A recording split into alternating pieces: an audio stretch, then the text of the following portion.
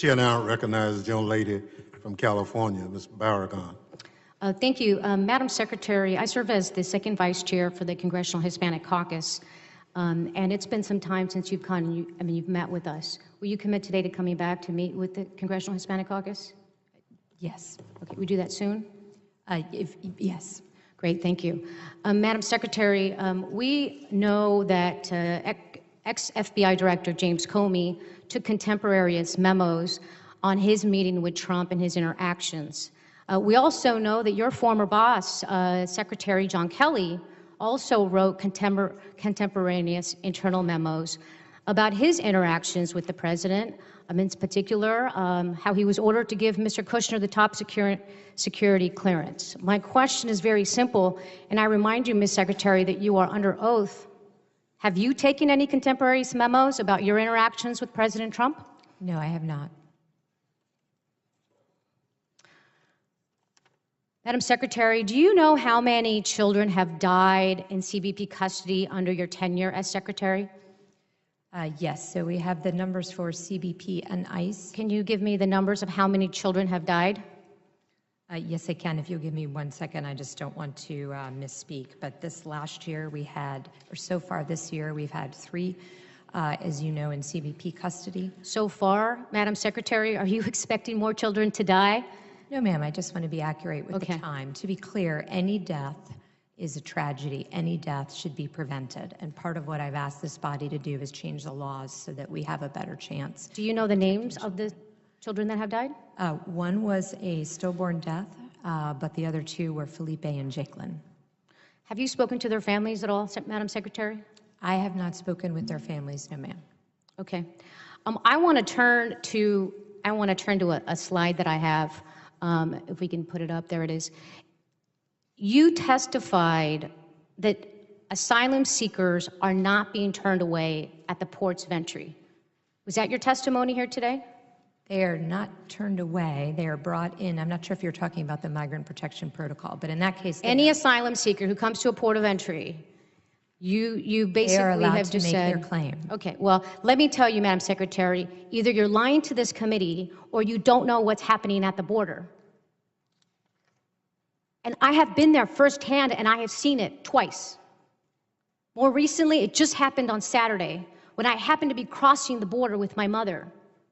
And I heard a gentleman say, I'm from Honduras, I want to apply for asylum. He was already at the turnstile at the Ped West entry. And the agent said, sir, unless you have a visa, you need to leave, you need to go away. They didn't say what you just said people do. They didn't say, here is where you go get on a list. They didn't say, here is the information where you go get access to counsel. As a matter of fact, I pulled out my phone, I started to record, and you know what? I was asked to stop recording. Why? Because they don't want the American people knowing what is happening at that southern border. And Madam Secretary, I don't know if you know what's happening, or if this is happening without you knowing, but it's totally unacceptable. And as a member of this committee, you're darn right I'm going to hold you accountable for knowing what's happening at the bottom. Do you know that 2 members of Congress had to sleep overnight and spend 14 hours in the cold on the concrete at the Otay Mesa port of entry so that Maria, the woman who was tear gassed at the port of entry, would be allowed to present herself because she was on U.S. soil, and legally that's what asylum allows? Did you know that? Ma'am, what I know is I would ask you... Yes or no? Did you know that 2 members of Congress had to do that? I know that we have a process. Okay, you obviously don't know. But see, this is what I'm saying. You don't know these things. 2 members of Congress.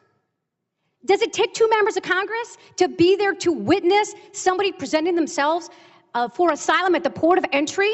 That's not what the law says. Are you familiar with the asylum laws, Madam Secretary? Yes. Where in the asylum law does it say that when you present yourself at a port of entry, and by the way, when you're on U.S. soil, that you could be sent by an agent to another port of entry?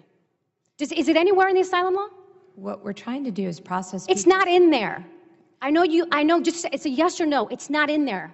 Because what you all are doing is not within the confines of the law.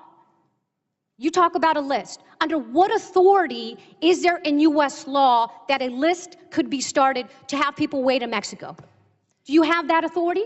Yes, ma'am. What is under that, what authority? The authority is to do all that we can to protect the migrants coming here. So as Okay, well, that's not what the asylum law says. the asylum law says. And I would that they ask, have can you produce every single list at the port of entry that's under U.S.? We do not have the list, to be clear. The list is in Mexico. So you have the authority to do a list, but you don't have access to a list?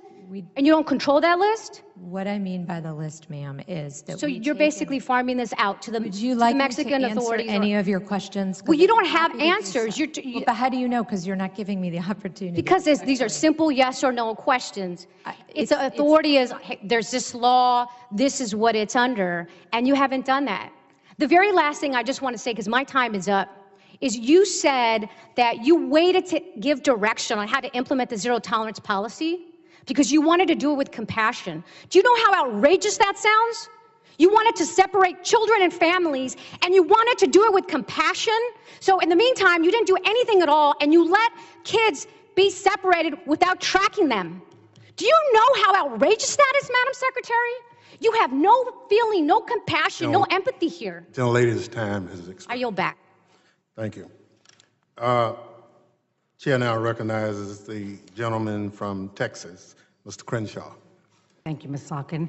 I think it's really important, continuing what Congresswoman Slotkin was talking about making the record very clear and not allowing any misleading statements. It was a policy announced by the Attorney General of this country that families were going to be separated. That was a policy. He did not say we're going to start enforcing a law. It was a policy by this administration that only ended when there were pictures of little kids in cages that had been ripped away from their parents. So I think it's really important, Madam Secretary, that you talk about it and you use the right language. This was not the law, okay? This was a policy that the Attorney General of this country announced was a new policy that they were going to rip kids away from their parents. So I think it's very important that the record reflect that, and I thank my colleague, Ms. Slotkin, and I yield back. Okay, so respectfully, sir, I would like to respond to that because that's... Well, let me just say, do it in writing so we won't have the confusion. I would like to respond quickly because Well, I can tell you... no, gentlelady, we've been back and forth. We have, but it's appropriate for me to clarify for the record because I think you're trying to get to the truth. I think that's what you were too. So I just want to just quickly say that the AG memo that was issued directed all U.S. attorney offices along the southwest border to prosecute all adults who were referred for prosecution. That's what it did. That's a policy.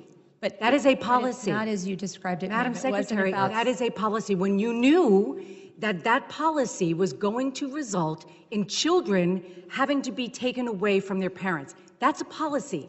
You should admit it. The consequence of any adult going to jail in this country is they're separated from their child. That wasn't the point of it. The point was to increase prosecutions for those breaking the law and not exempt any class of aliens. Okay, That's Madam what the Secretary, AG it was directed. very clear what the Attorney General meant. Well, we'll follow up with a letter. For the record, Madam Secretary, are we still using cages for children? Sir, we don't use cages for children. In the border facilities that you've been to, they were not made to detain children. As the children are processed through, they are in subparts of those facilities. Madam Secretary? Yes, I'm being as clear as I can, sir. Respectfully, I'm trying to answer your question. Yes or no, are we still putting children in cages?